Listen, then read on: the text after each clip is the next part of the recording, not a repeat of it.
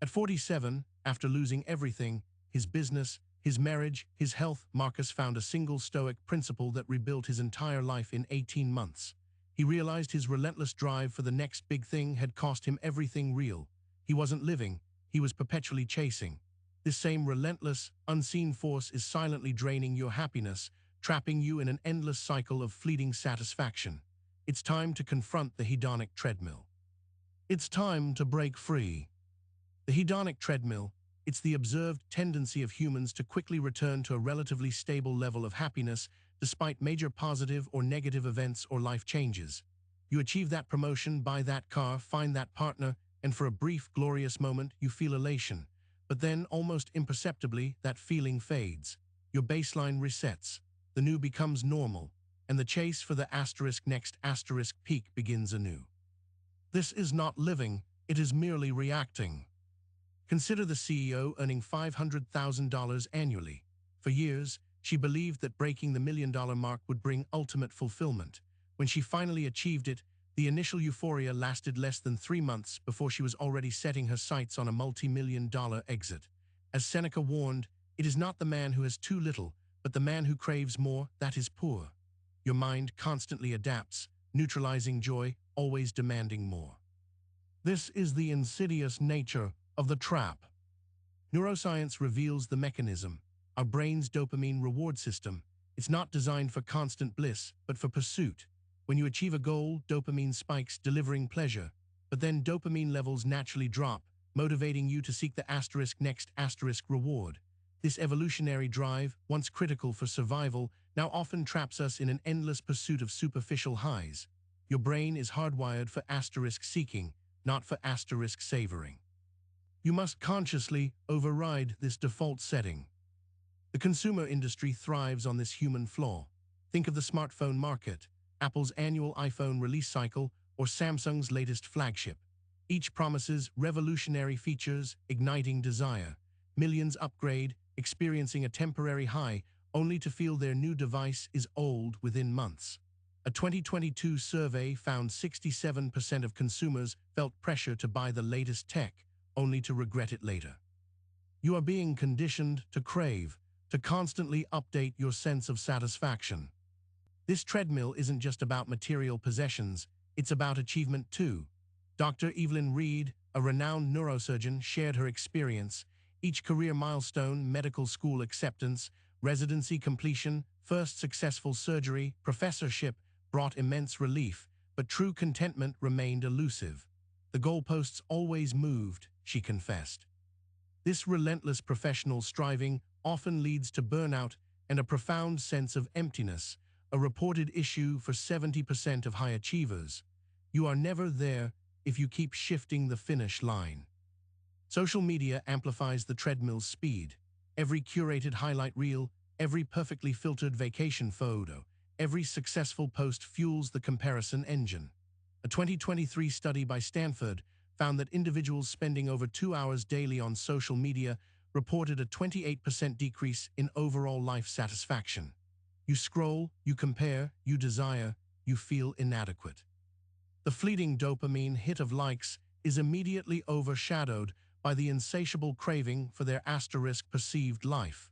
It's a race you can never win. Stoicism cuts through this illusion.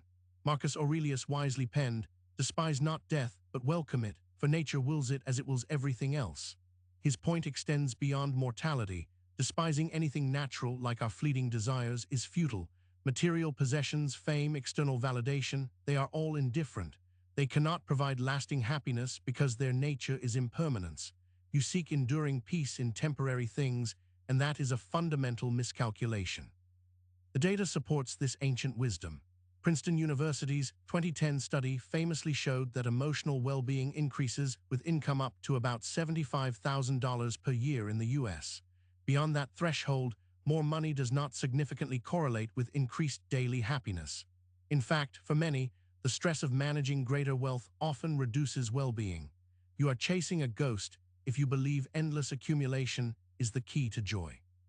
Your optimal level of external comfort has a ceiling, but your desires do not. The true cost of the chase extends beyond mere dissatisfaction.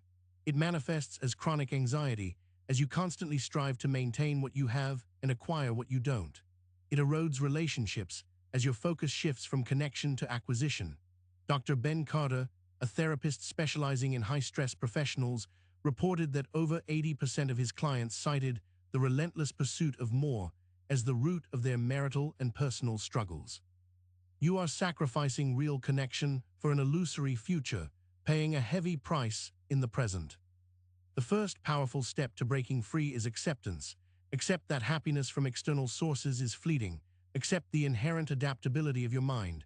As Epictetus taught, we have 2 ears and 1 mouth so that we can listen twice as much as we speak.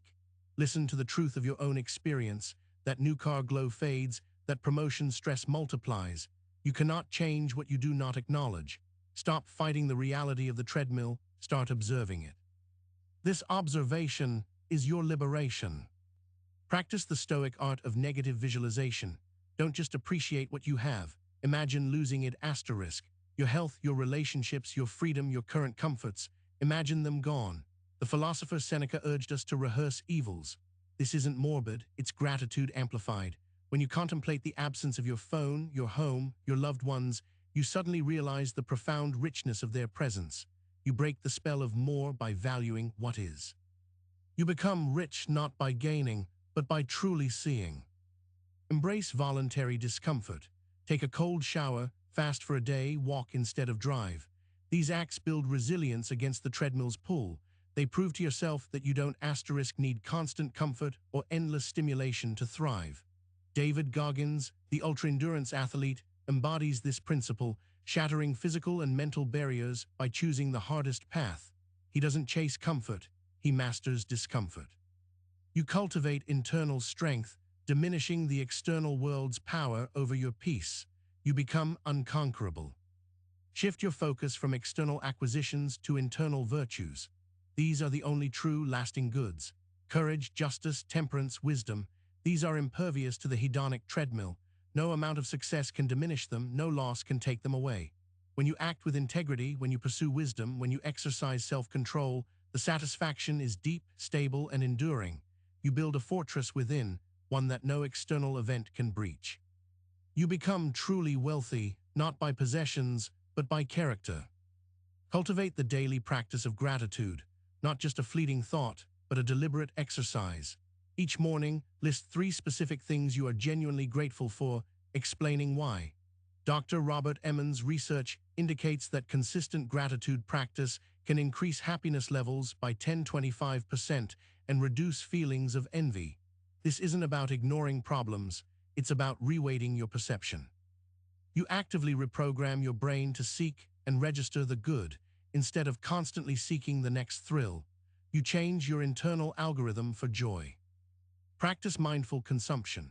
Before every purchase, every new subscription, every commitment, pause, ask yourself, is this driven by genuine need or by the siren call of more? Is this truly adding value, or is it merely a temporary distraction from an internal void? This isn't about austerity, it's about intentionality.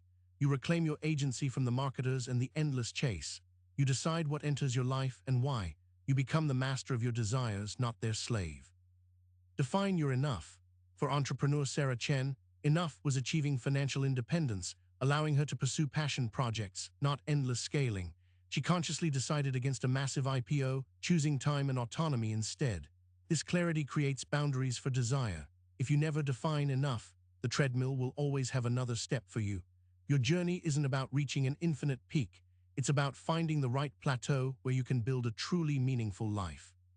Set your own finish line and dare to respect it. The true richness, then, isn't found in wealth or possessions, but in freedom from desire itself. Seneca declared, "If you wish to make a man wealthy, do not add to his possessions, but subtract from his desires."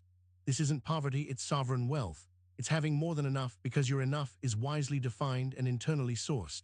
You gain a peace that cannot be bought, a contentment immune to market fluctuations or social media trends. You become unfettered, truly independent. Taking action begins now. This isn't passive philosophy, it demands deliberate practice. For the next 7 days, commit to 1 act of voluntary discomfort each day, whether it's a 5-minute cold shower, abstaining from social media for an hour, or eating a simpler meal. Notice the subtle shifts in your perspective. Notice the growing strength. You are not just hearing these words, you are living them. This is how you begin to dismantle the invisible chains. You start today with this moment, with this choice. The hedonic treadmill has kept you running in place for too long, but the path to lasting contentment is not about running faster, it's about stepping off. It's about choosing purpose over pleasure, virtue over vanity, and internal peace over external praise. Reclaim your agency, reclaim your serenity. The choice is yours. Will you continue the endless chase, or will you choose the profound freedom of enough? The time to decide, to act, is now. Build a life not of constant acquisition, but of deep, unshakable fulfillment.